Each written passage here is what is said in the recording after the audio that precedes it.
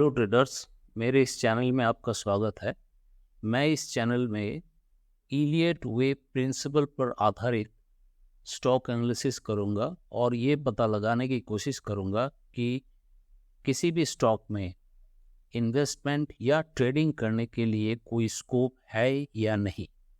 अगर है तो किस तरह से किया जा सके, इसका मैं डिस्कशन करूंगा। इसका मेरा वीडियो का मतलब कभी भी ये नहीं है कि आपको कोई टिप्स या रिकमेंडेशन का प्लेटफॉर्म है, क्योंकि आपको जो भी इन्वेस्टमेंट और ट्रेडिंग करना है खुद का एनालिसिस कीजिए और तब जाके आप इसमें इन्वेस्टमेंट या ट्रेडिंग करें। मेरे बताए गए किसी भी रिकमेंडेशन और टिप्स के बारे में आप इन्वेस्टमेंट ना करें, अच्छा है, क्योंकि मैं इसके बारे में कोई रिस्पॉन्सिबल नहीं लूँगा। ये कम्प्लीटली आपकी रिस्पॉन्सिबिलिटी है। तो चलिए मैं शुरू करता हूँ इलियट वेव पर आधारित रिलायंस इंडस्ट्री का स्टॉक एनालिसिस। तो रिलायंस इंडस्ट्री का स्टॉक एनालिसिस करने के लिए ये रहा रिलायंस इंडस्ट्री का मंथली बार चार्ट।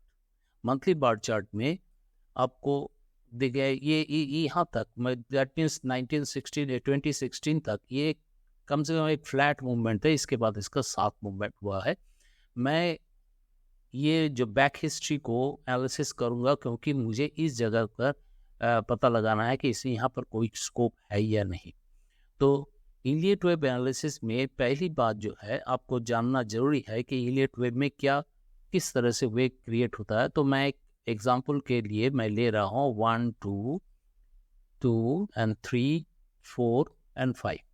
इसको अगर वेव से जोड़ दिया जाए तो इस तरह से इलियट वेव एक वेव बनता है जो इम्पल्सिव वेव बनता है।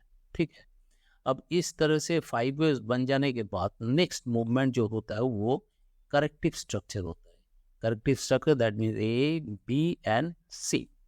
ये अगर बुलिश है, अपवर्ड है, तो करेक्टिव स्ट्रक्चर ऑलवेज इसका ऑपोजिट डायरेक्शन होता है, डाउन साइड होता है। अगर ये इम्पल्सिव वेव डाउन साइड होता तो करेक्टिव वेव अप साइड होता। तो इसी तरह से किया गया है। तो सबसे पहले मुझे पता लगाना है कि ये 5 वेव स्ट्रक्चर इसमें बना है या नहीं। अगर बना है तो कहाँ पर है। ओके, तो इसी को हम पता लगाते हैं। तो मैंने पहले से ही बना के रखा है जो आपको दिखाने के लिए। तो ये रहा 5 वेव्स। इसमें 5 वेव्स का ये स्ट्रक्चर 1 2 3 4 एंड 5, ये 5 रहा। अगर इसे मैं जोड़ देता हूँ वेव लाइन से तो इस तरह का एक स्ट्रक्चर तैयार हुआ है। इतना डिसेंट स्ट्रक्चर रेयर ही तैयार होता है, इस तरह से तैयार हुआ। ओके, तो मैं इसको वेव लाइन को हटा दिया। तो अगर यहाँ पर 5th वेव कंप्लीट हो चुका होगा तो नेक्स्ट मूवमेंट जरूर यहाँ से डाउन साइड होना चाहिए। लेकिन अगर हुआ है या नहीं ये जानना मुझे बहुत जरूरी है। तब आपको इस जगह पर यहाँ पर आपको अधिक ध्यान देना पड़ेगा क्या होने वाला है, क्या हो रहा है। ओके, तो अभी जो चीज़ देखना है वो है ये मूवमेंट डाउन साइड का मूवमेंट होगा या नहीं, ये मुझे जानने की ज़रूरत है। और ये जानने के लिए इस जगह का मूवमेंट के बारे में हमें क्लियरली पता होना चाहिए। तो फिलहाल हम क्या करते हैं, इसको हटा देते हैं। हटा देकर मैं अभी ये देखने की कोशिश करूँगा कि ये 5th वेव में बना है या नहीं। तो मैं मूव करता हूँ वीकली चार्ट। वीकली जब मैं जाता हूं तो कुछ स्ट्रक्चर इस तरह का बन जाता है। तो स्ट्रक्चर अगर इस तरह का बन गया तो वीकली चार्ट में मुझे कुछ पता नहीं लग रहा यहाँ पर क्या बना है या नहीं। तो इसके लिए मैं देखता हूँ कि ये एक एंडिंग डायगोनल तैयार कर रहा है। एंडिंग डायगोनल अगर आप डेली चार्ट में जाएंगे, डेली में जाएंगे तो थोड़ा सा और बड़ा हो जाएगा, तो देखने में आपको आसानी होगा कि क्या है। एंडिंग डायगोनल बन रहा है। अगर किसी को एंडिंग डायगोनल के बारे में पता नहीं हो तो मैं थोड़ा सा आपको नॉलेज दे देता हूँ। एंडिंग डायगोनल मान लीजिए कि ये ending diagonal actually 5th wave में ही बनता है। हाँ, 5th वेव और सी वेव में बनता है। ये इस तरह का आपको इसमें मैं वेव से अटैच कर देता हूँ तो आपको पता चलेगा। ये रहा, और इसमें ये रहा एंडिंग डायगोनल। इस तरह के एंडिंग डायगोनल तैयार होता है जो आपको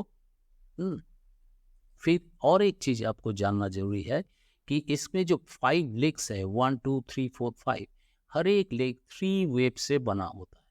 इस तरह से बना होता है। ओके, तो इस तरह से देखिए, ये रहा ए बी एंड सी।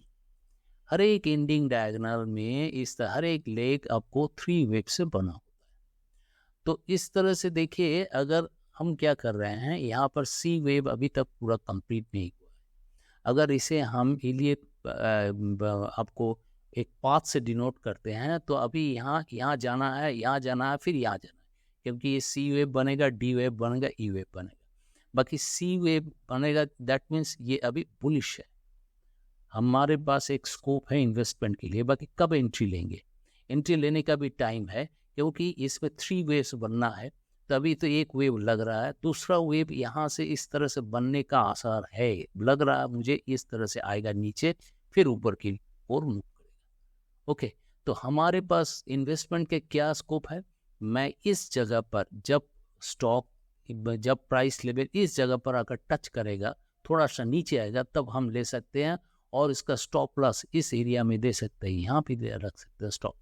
देखिए, आप एक मूव ले सकते हैं, इस मूव को आप कैप्चर कर सकते हैं, इसके बाद डाउन साइड आएगा।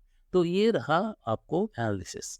आप इसमें इसको आप खुद अपने तरीके से भी एनालिसिस कीजिए और मेरे से कंपेयर कीजिए, जो अच्छा है उस तरह से कीजिए। ओके, तो ये रहा एनालिसिस रिलायंस इंडस्ट्रीज का। Thank you.